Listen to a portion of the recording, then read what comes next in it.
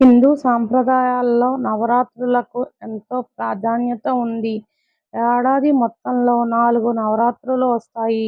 వాటిలో శరన్నవరాత్రులు, వసంత నవరాత్రులు అందరికీ తెలిసినవి కాగా, ఆషాఢ, మాఘ మాసాల్లో వచ్చే నవరాత్రులను గుప్త నవరాత్రులు అంటారు.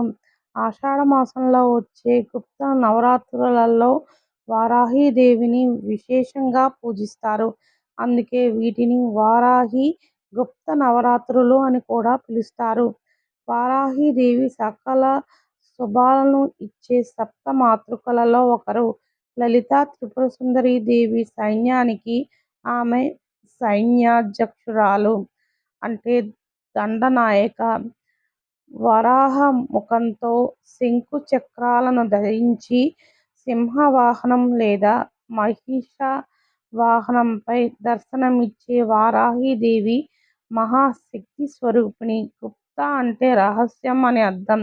ఈ 9 రోజులు సాధారణ భక్తుల కంటే మంత్రోపాసకులు, తాంత్రిక సాధకులు, అమ్మవారి తీవ్ర భక్తులు లోక కళ్యాణం కోసం, ఆధ్యాత్మిక శక్తుల కోసం ఏకాంతంగా, రహస్యంగా సాధన చేస్తూ ఉంటారు.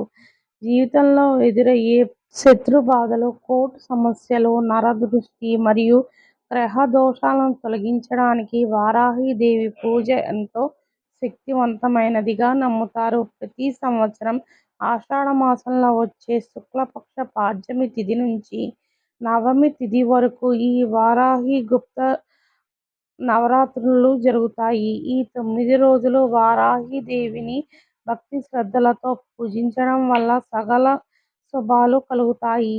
వారాహీదేవి రాత్రిపూట పూజలు అందుకునే శక్తివంతమైన దేవత కాబట్టి ప్రదోష కాలం లేదా రాత్రి వేళల్లో పూజ చేయటం విశేషమైన ఫలితాలను ఇస్తుంది. అమ్మవారికి ఎరుపు రంగు పూలు లేదా నీలం రంగు పూలు సమర్పించడం చాలా శ్రేష్టం.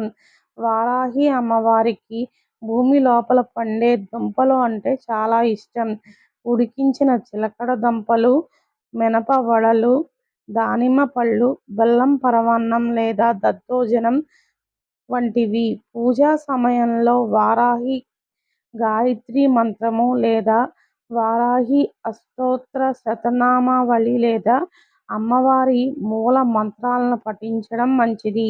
వారాహీదేవిని స్మరిస్తే భయాలు తొలగుతాయి, కష్టాలు దూరం అవుతాయి, శారీరక, మానసిక రుగ్మతల నుంచి మరియు ప్రమాదాల నుంచి రక్షణ లభిస్తుంది. వ్యాపారంలో నష్టాలు తొలగి చేపట్టిన పనుల్లో విజయం లభిస్తుంది. నరదృష్టి, ప్రతికూల శక్తుల ప్రభావం తొలగుతుంది. భయాలు పోయి మానసిక ధైర్యం పెరుగుతాయి. నియమ నిష్టలతో, స్వచ్ఛమైన మనసుతో వారాహి అమ్మవారిని ఈ గుప్త నవరాత్రులలో ఆరాధిస్తే ఆమె అనుగ్రహం తప్పక లభిస్తుంది.